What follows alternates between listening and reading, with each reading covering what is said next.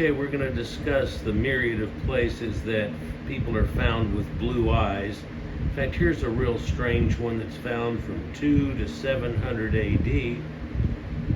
It's found in South America. It's kind of broadcasted as now the Lima culture.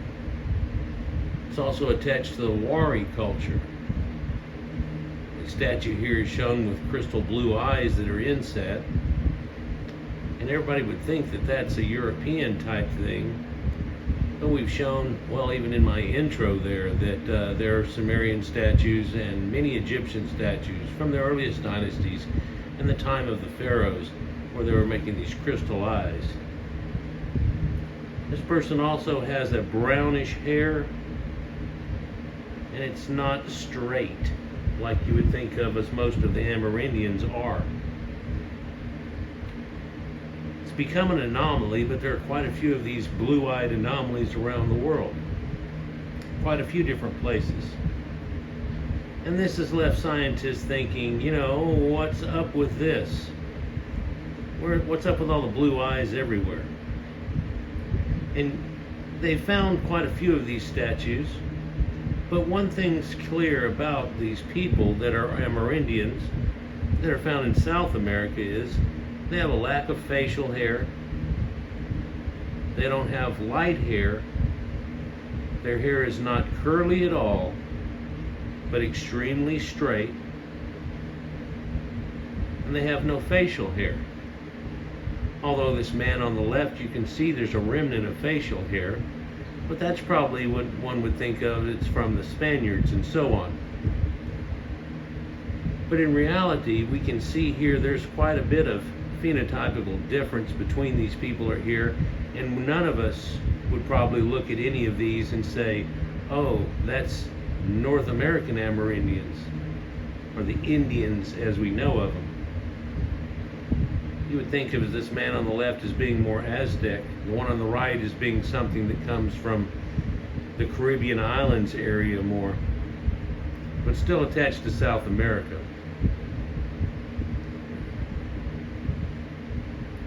This blue-eyed anomaly has shown itself quite a few places, and that's led a lot of people to think that there might be pre-Columbian travel, i.e. before Columbus, people had come here.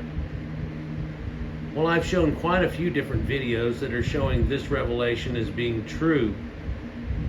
One startling one that's here recently is that they found that there's another setting, a whole nother settlement that is much more in through Nova Scotia and into Canada, of these supposed Vikings that had come a long time ago. But round about Christmas of last year, I made a video showing you that they had genetically checked these dogs out that are from South America. And from the Chihuahua to any type of dog that is actually there, those dogs are related closest to which dogs in the world? Well, it's people over in Western Britain and Europe.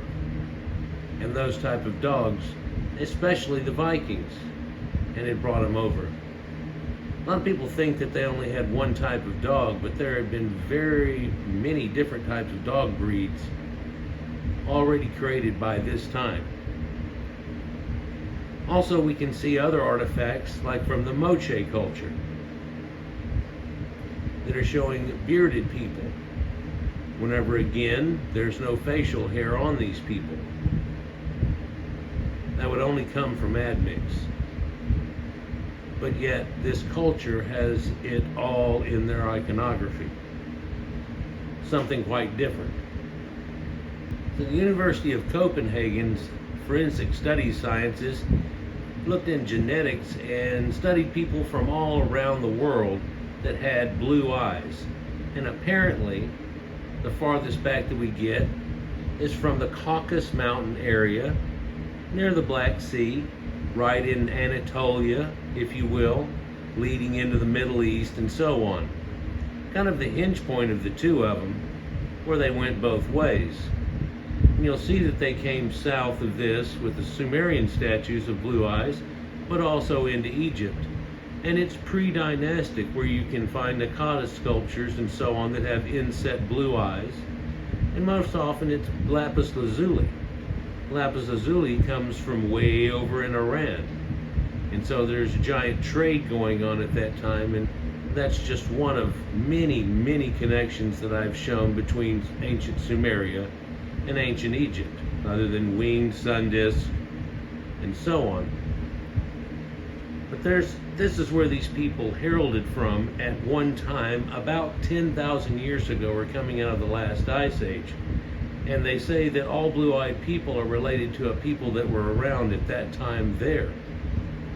But that doesn't signify that blue eyes did not come from before, and his great-great-granddad didn't have blue eyes. For a lot of people have always depicted Cro Magnon man's eyes as blue, and I believe a lot of them were. And you also see a lightning hair and a reddish hair and greenish eyes in a Neanderthal, and that's perhaps where we had gotten that from. But that's way back before then. But you can also find green-eyed statues in South American culture. The Lord of Saipan, I did a video about here 3 years ago now. So this area is pretty important, and all blue-eyed people seem to stem from this same person that was here. And what they did was they checked a bunch of people from all over that had blue eyes. And they seem to have the same gene.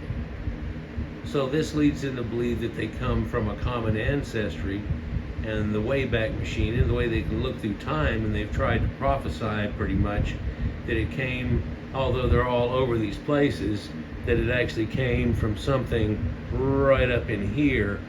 And so yeah, Anatolia and Jordan and so on, but also Sweden and Denmark now.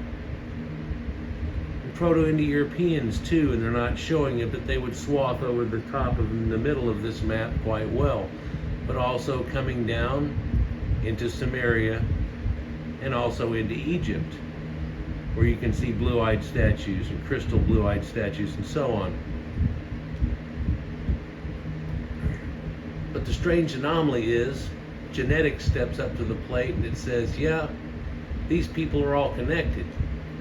And just like the Sumerian statues have these inset blue crystal eyes, so do these people over here on the other side of the world, predating Columbian contact by a large degree of time. But we also believe that the ancient Vikings and all the people that we're talking about that could have made it over here earlier did have these blue eyes, didn't they? Makes a lot more sense. There's also Proto-Indo-Europeans, and just because the Indians and Amerindians came over and down didn't say that another group didn't follow them just as well, or lead them even perhaps in its original adventure. These blue-eyed statues in Sumer that are shown here are connected to blue-eyed people. All blue-eyed people are connected from the Wayback Machine. It's nobody you could call your direct ancestor, but yet your ancestors. But then there's ones from India, from Peru, from all over the world, through China, the Tarim Basin, and so on, that show this. Well, why are there Buddha's blue-eyed statues? Well, I did a video on that too, and Buddha was supposed to have been a Caucasian, a blue-eyed Caucasian. Had reddish hair, perhaps blonder in his youth. There are descriptions of him as such. The strange thing is it's real hard to find somebody in India or any of these places where this was going on at the time now. And that shows you that there's a remnant of something that's been lost or just drudged under by their own genetics, where it got swallowed up, kind of. Like whenever I showed the video about the Philistines, and the ancient Philistines had come from Europe, much like the Etruscans and so on, and in that idea of sea peoples came down, and for a few hundred years their genetics lingered on, but then smothered in by the people that were around them, that were also Caucasians, but had different genetics because of that separation of time and things like that. Anyhow, Let me know what you think downstairs. Like, share, and subscribe if you haven't already. Peace.